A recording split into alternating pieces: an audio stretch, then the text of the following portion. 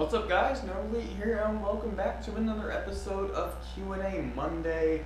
No Elite. I'm going to be your host for today, as always. So, today, there's, again, not much in the way of updates. If you've been paying attention, we have been getting daily uploads, which is awesome, except on Sunday. Don't do any work on Sunday, but other than that, we've been getting pretty decent daily videos going up, which is always awesome. I've had enough content to keep it going, and you guys have been giving awesome support lately, so keep that up. A couple new subscribers have been, a couple new subscribers have been extremely supportive, so thank you very much.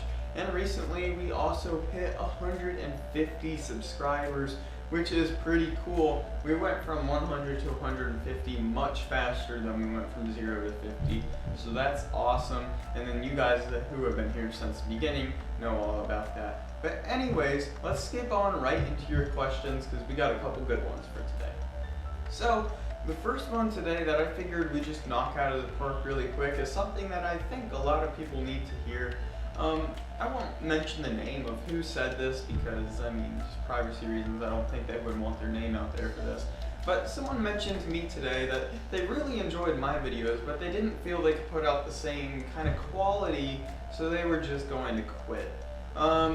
And I told them I'd put this on the show and just answer something about this. When you're making a YouTube channel, don't do it just to get famous. And that's probably, you hear that a lot. It's so true though. Do not make a YouTube channel to get famous. It's really tempting, but here's just the straight bottom line. You're not going to get famous on YouTube in a very short amount of time unless you get extremely lucky or you have some really good already famous friends. But the thing is, there's still many other YouTube channels out there that have, big subscriber bases. You're just not going to get up to pace with them as quickly as you might think. I've been doing this for almost a year, and we're only at 150 subscribers, which when you're doing the channel, it's a lot to you, but I mean, compare that to even 1,000. Got a long way to go till then.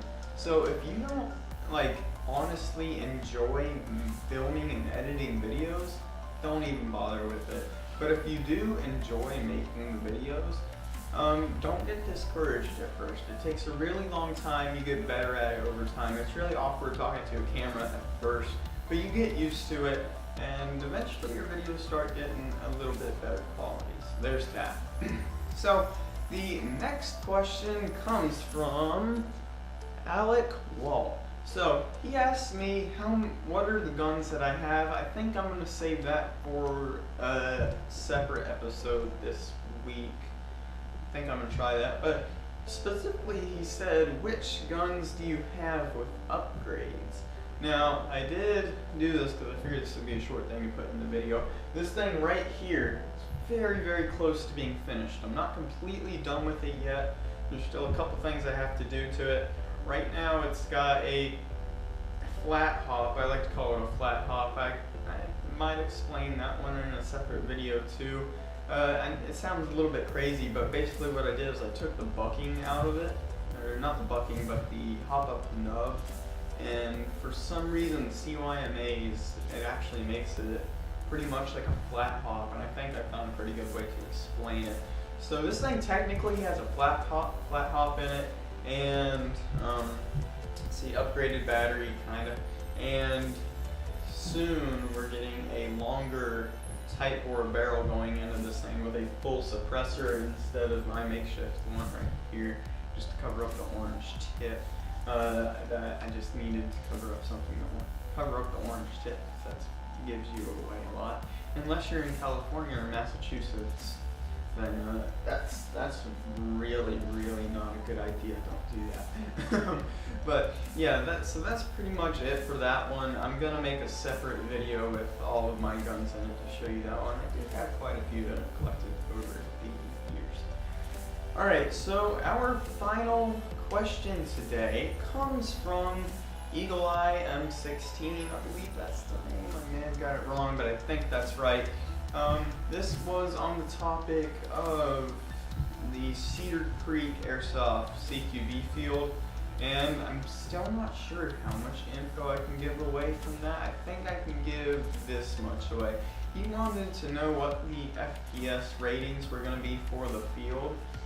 I was a little bit surprised on this one. I'm pretty sure I can give this info away because, I mean, nothing's going to change it. It's out there. It's not really that big of a deal. But the FPS limit on the field is going to be the same as the regular field. So we're still going to be shooting up to 400 feet a second on the CQB field. I have a feeling the minimum engagement might be increased. Don't quote me on that because it may very well not. But here's the part I'm not sure about, but I'm going to say it anyway. The field is only going to be semi-only. Now that might sound like a turn-off for some people. You don't want to shoot semi-only. It's not a big deal. Don't worry about it. Semi-auto's going to be just fine. It doesn't really make that much of a difference. In fact, you can show off your skill a lot more if you just use semi-auto instead of spraying someone down, because it only takes one BB to hit someone, not 30.